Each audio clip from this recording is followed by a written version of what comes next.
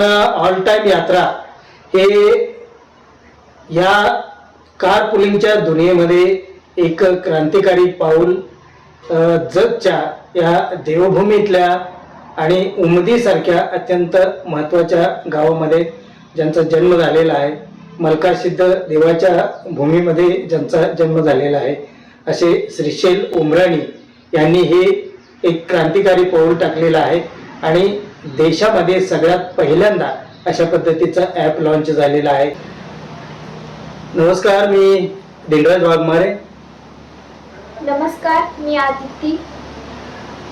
वरती आज आपल्याशी चर्चा करण्यासाठी या ठिकाणी आलेलो आहोत की जत सारख्या दुष्काळी आणि ग्रामीण भागातील एका युवा उद्योजकानं एक असं ॲप बनवलेलं आहे की ते देशातलं पहिलं ॲप ठरलेलं आहे आणि पंतप्रधान नरेंद्र मोदी यांनी कार पुलिंग या विषयावरती जोर देऊन काहीच दिवसापूर्वी घोषणा केली होती की सर्वांनी कार पुलिंगचा वापर करावा.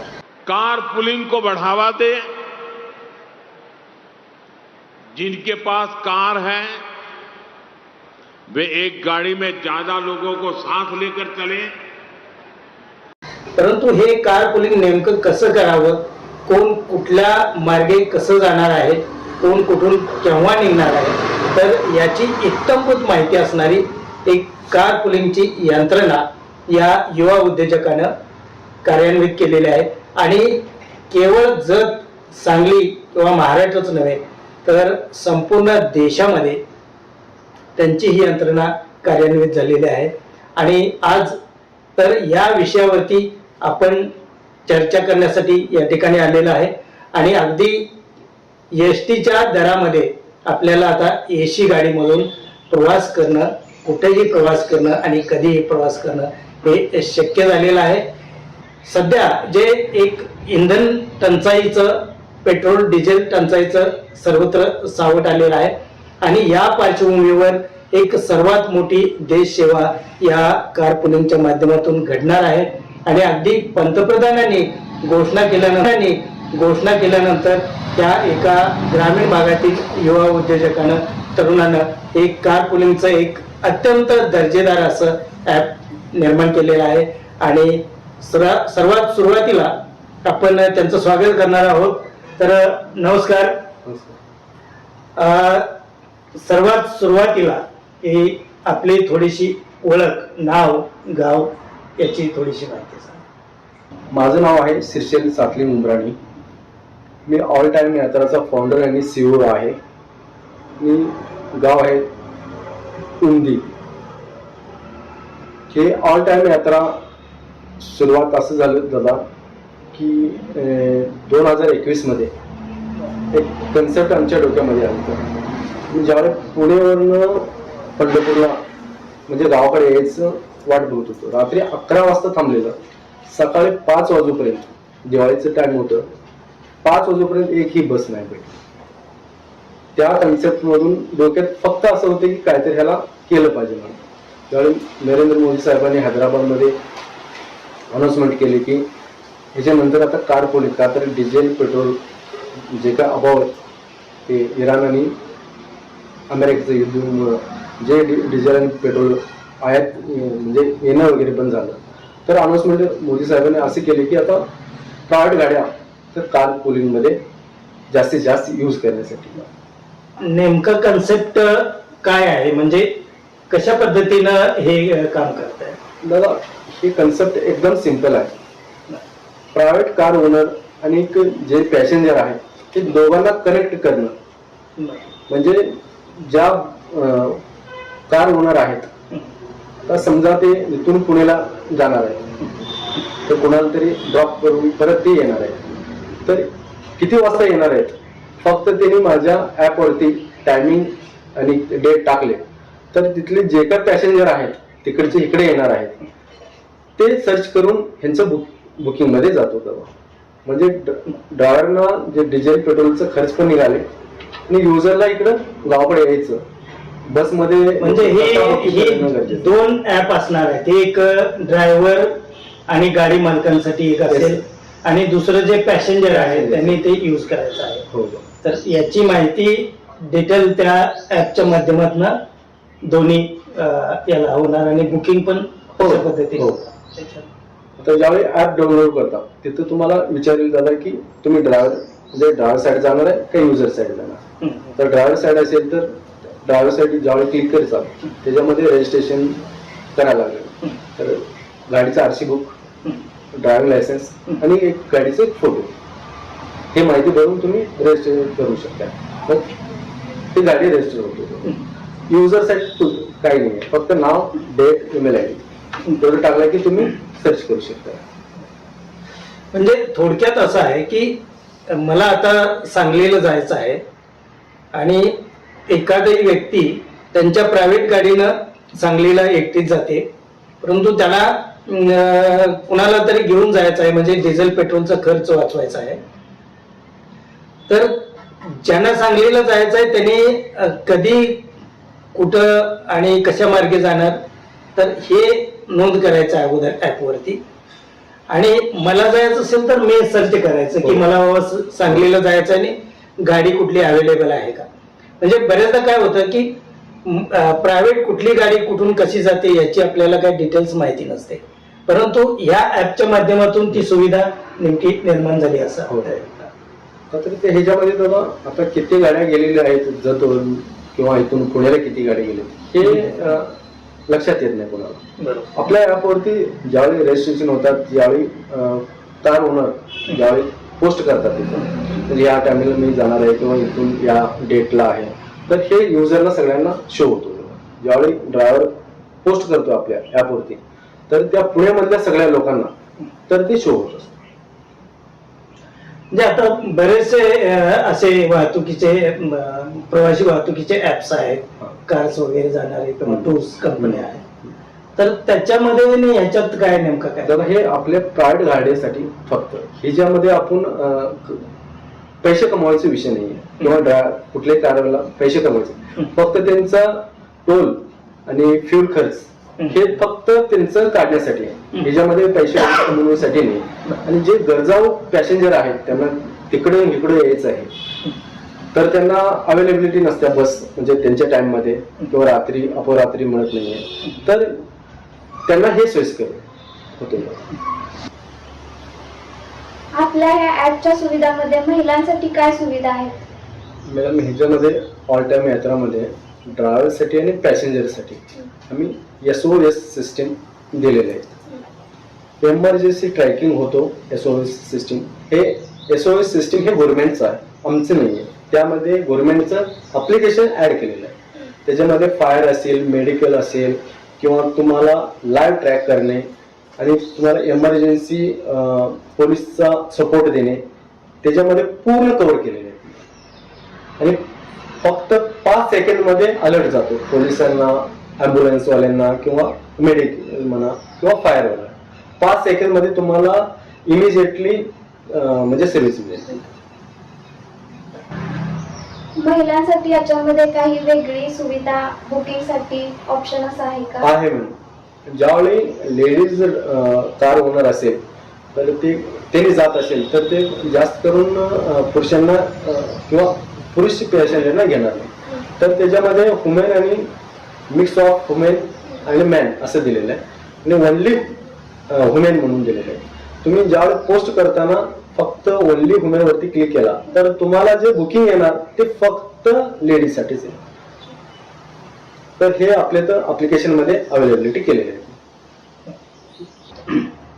हे आपलं ऍप महाराष्ट्रामध्येच मर्यादित आहे का बाहेर पण आपण यूज करू शकतो याचा? मॅडम हे ऑल ओव्हर इंडियामध्ये कन्याकुमारीपासून ते काश्मीर पर्यंत, तर इंडियामध्ये जेवढे ग्रामीण म्हणजे छोटे गावापासून ते मोठे सिटीपर्यंत जेवढेही इंडियामध्ये गावं आहेत ना त्या सगळ्या गावामध्ये आपल्या अवेलेबिलिटी आहे. कुठेही तुम्ही कुठल्याही स्टेटमध्ये जाऊन आपले ऍप यूज करू शकता. आपल्याला 7 लँग्वेजमध्ये आपण अवेलेबिलिटी केलेली आहे. कोणकोणते? कन्नड आहे, तेलुगू आहे, तमिळ आहे, गुजराती आहे, मराठी आहे आणि कन्नड आहे आणि इंग्लिश आहे. हिंदी. ह्या सगळ्या भाषामध्ये म्हणजे ऑल ओव्हर इंडियामध्ये कुठल्याही राज्यामध्ये जाऊन आपली यूज करू शकतो. हे मूळ दोन इंग्लिश हिंदी ह्या दोन भाषा आहेतच, त्यामुळं अन्य राज्यातले पण हे करू शकतो. पूर्णच कव्हर केलेलं आहे की जेवढे म्हणजे आपल्या नोटावरती जेवढे लँग्वेज आहेत ते ऍप मध्ये तेवढी लँग्वेज आहेत. लॉन्च झालेले आहे दादा. आता अवेलेबिलिटी आता पुणे टू सोलापूर आणि पुणे टू मुंबई आता हे बुकिंग वगैरे चालू आहे. तिथे कार ओनर भरपूर आता कार ओनर जॉईन व्हायला आणि कित्येक कस्टमर कॉलेजची मुलं म्हणा, रोज ऑफिस अप अँड डाऊन जे करणार ते आहे म्हणा, आता बिझनेसमॅन म्हणा. तर जे पुण्यामध्ये आता दादा तुम्ही पाहिला तर ट्रॉफिक भरपूर आहे. तिथं कार घेऊन स्वतःची कार घेऊन तिथं पार्किंग करणं पण तुम्हाला अवेलेबिलिटी नाही आहे आणि एक एक दोन दोन तास तुम्ही तिथनं ट्रॉफिकमधून बाहेर पडू शकत नाही. तर कार पुलिंग सिस्टीममुळं तर जिथं 6 गाड्या जाणार आहेत तर एक कार पुलिंगमुळं 6 जण एका गाडीमध्ये जाऊ शकतात. की कोणताही व्यवसाय उभा करताना त्याच्यामध्ये अर्थकारण हे सगळ्यात महत्वाची गोष्ट आहे. म्हणजे मला काय त्याच्यामध्ये बेनिफिट आहे. जसं आता आपण म्हटलं की प्रवाशांना काय बेनिफिट झालं, की कारवाल्यांना बेनिफिट आहे, तर ह्याच्यात अर्थकारण कसं आहे, म्हणजे त्या कार ओनरला कसं फायदा होणार आहे किंवा तुम्हाला काय त्याच्यामधून काय हे होणार आहे. जे काय कार ओनर ह्याला जॉईनिंग होत असेल त्यांना आज नाही येणाऱ्या काळामध्ये कधीही कमिशन वगैरे आम्ही आकारलं जाणार नाही. बरं, म्हणजे कधीच नाही. कारसाठी काही काही नाही. जे काय ज्यावेळी त्यांनी आपल्या जॉईन होऊन राईड पोस्ट करतील आणि ते पर सीट किती घेणार आहेत हे कंपनी नाही डिसाईड करत, हे कार ओनर्स डिसाईड करणार. पर सीट किती घेणार आहेत त्याच्यामध्ये ऑप्शन दिले आहेत ते त्याच्यामध्ये टाकू शकतात आणि त्यांना कमिशन जेवढं टाकलेलं आहे तेवढं ते युजरकडनं गाडीमध्ये बसल्यानंतर किंवा ड्रॉप केल्यानंतर ते कॅशमध्ये घेऊ शकतात किंवा फोनपे घेऊ शकतात, ते ऑनलाईन घेऊ शकतात. आपल्या त्याच्यात काही संबंध नाही. एकही रुपये कमिशन आकारलं जाणार नाही, आज नाही कधीच नाही. बुकिंग ज्यावेळी बुकिंगमध्ये युजर साईड जे आहे तर आम्ही फक्त बुकिंग अमाऊंट 5% घेतो. फक्त 5% अमाऊंटच्या 5% तेवढी अमाऊंट तुम्ही. हो. आता तुम्ही रेड बसमध्ये वगैरे पाहिला तर 100% तुमची बुकिंग अमाऊंट जातो. तर इथं 5% मध्ये फक्त 5%च तुम्ही 1000 रुपयाचं असेल तर 50 रुपये देऊन तुम्ही बुक करू शकता. तर मी ऑल टाइम यात्रामध्ये बुक केलं आणि त्याच्यानंतर ते कॅन्सल झालं तर ते पैसे परत मिळतील का? हो मॅडम, मिळणार, 100% मिळणार. तर ज्यावेळी तुम्ही बुक करताय 24 आवर्सच्या अगोदर तुम्ही कॅन्सल केला तर 100% रिफंडेबल असतो आणि 12 तासाच्या आत म्हणजे तुम्ही कॅन्सल केला तर त्याचं 50% तुम्हाला मिळेल आणि 12 तासाच्या नंतर तुम्ही केला तर 0 मिळतो आणि ते 5% असतं. 5% बुकिंग अमाऊंट म्हणजे 1000 रुपयाचं 50 रुपये असतं आणि त्याचं म्हणजे 25 रुपये वगैरे 12 तासाच्या आत तुम्ही केला तर 25 रुपये मिळेल. 24 तासाच्या अगोदर केलं तर 50 रुपये करून मिळेल. संपूर्ण देशामध्ये एक कार पुलिंग किंवा वाहतुकीच्या ह्याच्यामध्ये असेल किंवा ऍपच्या क्षेत्रामध्ये असेल तर हे खरं म्हणजे एकतर क्रांतिकारक पाऊल आहे. हो. तर ह्या सगळ्या माहिती घेत असताना की लोकांना सगळ्या एक उत्सुकता असू शकते की तुमचं जर सारख्या ग्रामीण भागामध्ये तुम्ही आहे मग तुमचं काय IT प्रोफेशनल मधली काय पार्श्वभूमी आहे का किंवा तुमचं नेमकं फॅमिली बॅकग्राऊंड कसं आहे आणि कशा पद्धतीनं मग तुम्हाला या क्षेत्राकडे तुम्ही कसं काय होणार. तर सुरुवातीला तुमच्या थोडंसं गावापासून थोडे शैक्षणिक किंवा इथली गावाकडची जी पार्श्वभूमी आहे तर या संदर्भात. गावाकडे म्हणजे माझं शिक्षण झालं ते उमरीमध्ये झालं. फॅमिलीमध्ये असं काय नाही की आई म्हणजे कामाला वगैरे जाऊन आपल्याला म्हणजे आम्ही 9 महिने असताना वडील वगैरे वारले, तिथून आईनं आम्हाला शिक्षण वगैरे दिले. तर तिथून 12वीपर्यंत पूर्ण हिंदीमध्ये शिक्षण झालं. तिथून आम्ही BCA केलं, MCA वगैरे जयसिंगपूरला वगैरे झालं.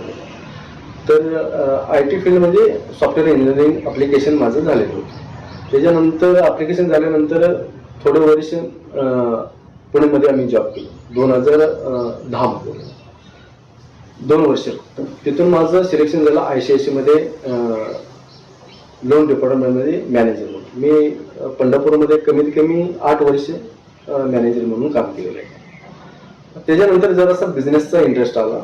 मग तिथून आम्ही शोरूम वगैरे म्हणा ह्या सगळ्या आता बिझनेस करत करत आम्ही ह्या फील्डमध्ये. ज्यावेळी आम्ही पुण्यामध्ये जाणं येणं माझं होतं त्यावेळी मला तुम्हाला सुरुवातीला आम्ही सांगितलं की मला रात्री हडपसरवरनं तर म्हणजे गावाकडे येण्यासाठी रात्री 11ला थांबलेलं, सकाळी मला 5 वाजता बस मिळाली. रात्री एकही बस थांबत नव्हतं. का तर एकतरी स्वारगेटमध्ये एकदा गाडी भरली तर कुठेच थांबत नाही. तर त्यातून तिकडे आल्यामुळं तर रात्रभर आपल्याला गाडी नाही मिळाली. त्यावेळी विचार केला होता की ह्याचं काय तर सोल्युशन काढूया.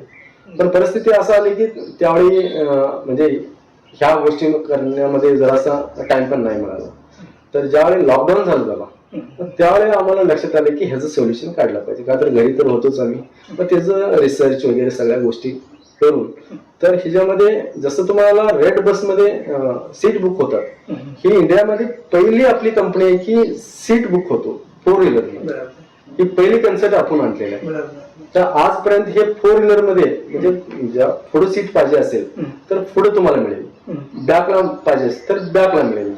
ही पहिल्यांदा कोणतरी कन्सेप्ट असं आणलेलं आहे.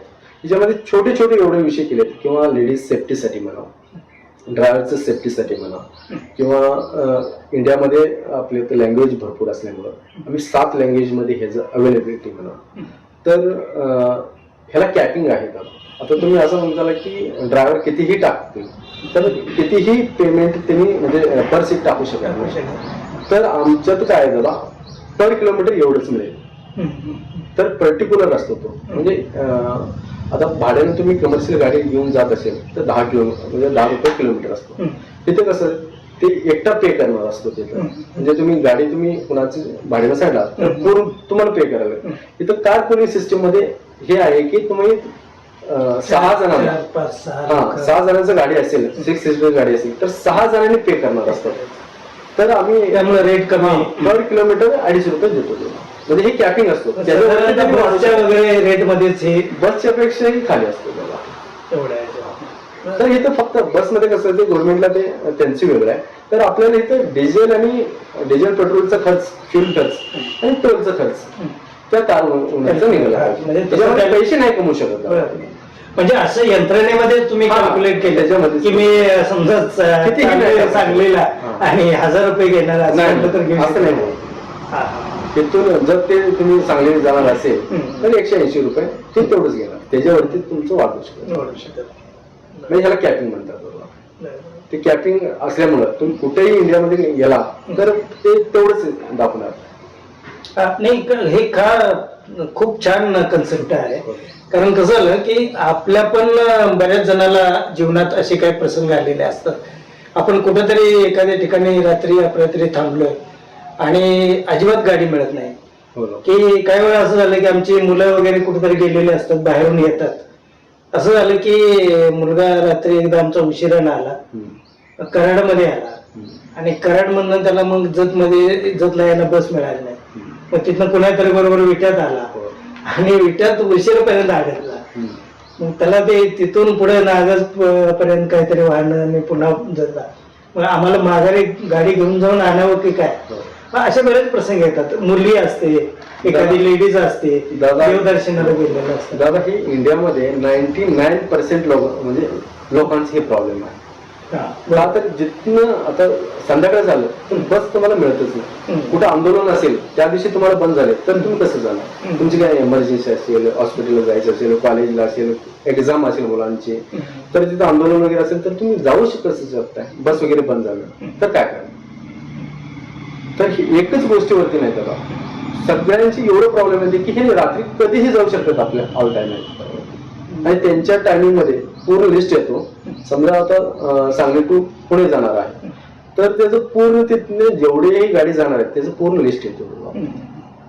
तुमच्या रेट सगळ्यांच्या गाडीचे रेट वेगळा असणार आहेत. स्विफ्ट डिझायर असेल तर वेगळा, किंवा फॉर्च्युनर असेल वेगळा, तर एक्सयूव्ही असेल तर वेगळे. सगळ्यांची लिस्ट जे जे तुम्हाला चॉईस पण आहे. तुम्हाला फॉर्च्युनर मध्ये जायचंय, इनोवा मध्ये जायचंय, स्विफ्ट डिझायर मध्ये जायचंय तर तुम्हाला तिथं गाडी नाव दाखवते, कलर दाखवते, सीट्स अवेलेबिलिटी दाखवते. म्हणजे सगळे अवेलेबिलिटी आम्ही ॲपमध्ये दिलेले आहे. ज्यावेळी तुम्ही ते ॲप डाउनलोड करून ते यूज करता तर ते लक्षात येईल की ह्याच्यामध्ये काय काय आम्ही फीचर्स दिलेले आहेत. तर हे इंडियामध्ये ह्याचे उद्देश काय आहे दादा की पैसे वगैरे कमवण्यासाठी हे आम्ही कंपनी काढलेलं नाही आहे. जे मला प्रॉब्लेम झालं होतं पाठीमागे तर हे कुणालाही नाही झालं पाहिजे. इंडियामध्ये सगळ्या लोकांनी हे यूज केलं पाहिजे. एक तर कमिशन नाही आहे दादा, कमिशन वगैरे काय नसल्यामुळं हे लोकांसाठी आम्ही काढलेले आहे. यूज करू दे आणि जे डिझेलचा खर्च आहे त्यांचे टोलचा खर्च आहे ते काढलं तरी बेटर आहे ना. खूप अतिशय जबरदस्त आणि खूप क्रांतिकारी अशी आयडिया आहे. म्हणजे कसं आहे की बरेच लोक आपल्याला काही रोजगार नाही, उद्योग नाही, काम नाही आहे म्हणून काहीतरी करू का अशा विषयातच गुरफटलेले आहेत. तर एक वन स्टेप अहेड ज्याला आपण जे आपले जे इंटेलिजन्स असतो की भविष्यात कशा पद्धतीनं लोकांना आपण सुविधा देऊ शकतो किंवा अशा पद्धतीचं एक हे निर्मिती करू शकतो. तर अशी आयडिया सुचणं ही सर्वात मोठी गोष्ट आहे आणि ती प्रत्यक्ष कृतीत आणणं तर ही त्याच्याहून अवघड गोष्ट आहे. तर ही दोन्ही आव्हानं जे आपले मित्र आहेत श्रीशैल उमराणी तर यांनी ही दोन्ही आव्हानं पेललेली आहेत आणि एक अतिशय दर्जेदार असं ॲप की संपूर्ण देशाला जे आहे तर ते जत तालुक्यानं दिलेलं आहे आणि जतच्या ह्या देवभूमीनं दिलेलं आहे. तर अशा ह्या ॲपचं सर्वांनी म्हणजे आपली मुलगी असेल, आपली घरातली मंडळी असतील, मुलं असतील, बाहेर शिकण्यासाठी गेलेले आहेत, नोकरीसाठी गेलेले आहेत, उद्योग व्यवसायासाठी गेलेले आहेत, तर प्रत्येकाला जे जे प्रवास करणार आहेत, रोडवर येणार आहेत, तर प्रत्येकाला आता आपल्याला स्वतःच्या गाडीत बसून प्रवास केल्याचा आनंद मिळणार आहे आणि तेही अगदी बसच्या अगदी दरामध्ये अशा पद्धतीचं आपल्याला सुविधा देणारं एक अत्यंत क्रांतिकारी असं पाऊल जे आहे श्रीशैल उमराणी यांनी टाकलेलं आहे. अतिशय जबरदस्त असं हे ॲप आहे आणि आता हे ॲप जे आहे तर ते नेमकं म्हणजे प्ले स्टोअरवर आहे का iOS वर आहे? प्ले स्टोअरवरती कशी आहे? अँड्रॉइड आता अवेलेबिलिटी केलेली आहे. प्ले स्टोअरवरती अवेलेबल आहे आणि एक आठवड्यापर्यंत iOS वरती तुम्हाला अवेलेबिलिटी पण होईल. ते लवकरच होईल. जरासं त्याला बंडल वगैरे बनवण्यामध्ये जरासा वेळ जातो पण आठवड्यामध्ये अवेलेबिलिटी ते आता अँड्रॉइड वरती सगळ्याकडे अवेलेबिलिटी प्ले स्टोअरवर. प्ले स्टोअरला जाऊन आपण हे आपल्या मोबाईल फोनवरती हे ॲप डाउनलोड करू शकता आणि आपल्याला अतिशय सुखद आणि चांगल्या प्रवासाची आणि अडचणीच्या वेळी मदतीसाठी धावून येणारं असं हे ॲप आहे.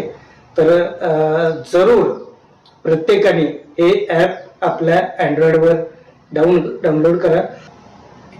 तर हे आपण ऑल टाइम यात्रा हे नाव तुम्हाला कसं काय सुचलं?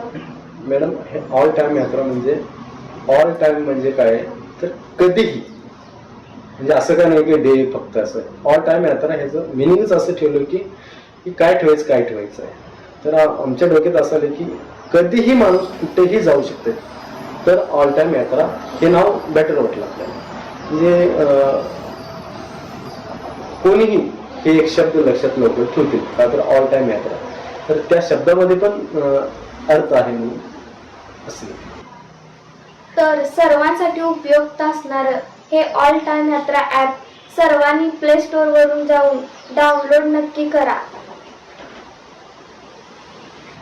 मंडळी अशा पद्धतीनं आपण ऑल टाइम यात्रा हे या कार पुलिंगच्या दुनियेमध्ये एक क्रांतिकारी पाऊल जगच्या या देवभूमीतल्या आणि उमदीसारख्या अत्यंत महत्त्वाच्या गावामध्ये ज्यांचा जन्म झालेला आहे, मलकासिद्ध देवाच्या भूमीमध्ये ज्यांचा जन्म झालेला आहे, असे श्रीशैल उमराणी यांनी हे एक क्रांतिकारी पाऊल टाकलेलं आहे आणि देशामध्ये सगळ्यात पहिल्यांदा अशा पद्धतीचं ॲप लॉन्च झालेलं आहे. तर सगळ्यात सुरुवातीला मी आपल्या या मातृभूमीतल्या या तरुण उद्योजकांना, एका IT क्षेत्रामध्ये पाऊल टाकणाऱ्या उद्योजकाला आपण सर्वांनी सपोर्ट करणं अत्यंत गरजेचं आहे. त्यासाठी तुम्ही आत्ताच प्ले स्टोअरला जा आणि ऑल टाइम यात्रा हे ॲप डाउनलोड करा आणि आपल्या जीवनामध्ये एक आनंदाचा, सुखाचा प्रवास सुरू करा. थँक्यू. धन्यवाद. की एक महत्त्वाचा विषय होता की डिझेल आणि पेट्रोल टंचाईच्या या पार्श्वभूमीवरती बरेच वेळा अगदी मुख्यमंत्र्यांनी सुद्धा बुलेटवरून प्रवास केलेला आहे. आपले जतचे आमदार सदाभाऊ खोत हे टांग्यातून, घोडागाडीतून प्रवास केला त्याने. अगदी अनेक मंत्र्यांनी एकमेकाची कार शेअरिंग करून प्रवास केलेला आहे. तर खरं तर हा पंतप्रधान नरेंद्र मोदी यांचा कन्सेप्ट आहे आणि सर्वात पहिल्यांदा त्याच्यावरती तुम्ही काम केलेलं आहे. तर याला कुठं राजकीय नेते मंडळी किंवा आपले स्थानिक आमदार किंवा मुख्यमंत्री यांच्यापर्यंत हा विषय मांडलेला आहे? नाही बाबा, अजूनपर्यंत तरी त्यांची कोणाची आपलं हे नाही झालं. तर आता तुम्ही ह्या म्हणजे लक्षात मला पण आलं की आजपर्यंत या राजकीयच्या ह्याच्यामध्ये मी बघितलं नाही. तर आता आमदार साहेबांना भेटून वगैरे याचं जास्तीत जास्त लोकांपर्यंत फायदा कसं होईल, आमदार साहेबांना, गोपीचंद साहेबांना भेटून वगैरे चर्चा आपले समजावणं केली आहे त्याची. तर त्यांच्याशी चर्चा करून मग गोपीचंद साहेबांकडे म्हणजे महाराष्ट्रामध्येच नाही, सगळ्यांना, फक्त आपल्या जत तालुक्यामध्ये तर महाराष्ट्रामध्ये ह्याचं कसं जास्तीत जास्त लोकांपर्यंत ह्याचा फायदा होईल, लोकांचं सोयीस्कर होईल, ते गोपीचंद साहेबांना याच्यावर आम्ही चर्चा करतो. म्हणजे आज जतचे आमदार जे आहेत, आमदार गोपीचंद पडळकर साहेब, तर यांच्या पुढं अद्याप हा विषय मांडलेला नसला तरी श्रीशैल उमराणी सर यांची इच्छा आहे की हा विषय त्यांच्यासमोर मांडावा आणि आमच्या जय भारत न्यूज आणि देवभूमी या दोन्ही चॅनलच्या वतीनं की आम्ही त्यांच्या ह्या ऑल टाइम यात्रा या ॲपला खूप खूप शुभेच्छा देतो आणि लवकरच की याचं ग्लोबलायझेशन व्हावं, केवळ या देशापुरतं मर्यादित न होता की संपूर्ण जगभर त्याचा प्रचार आणि प्रसार व्हावा, अशा पद्धतीची यंत्रणा निर्माण व्हावी, अशा मी शुभेच्छा देतो आणि थांबतो. नमस्कार.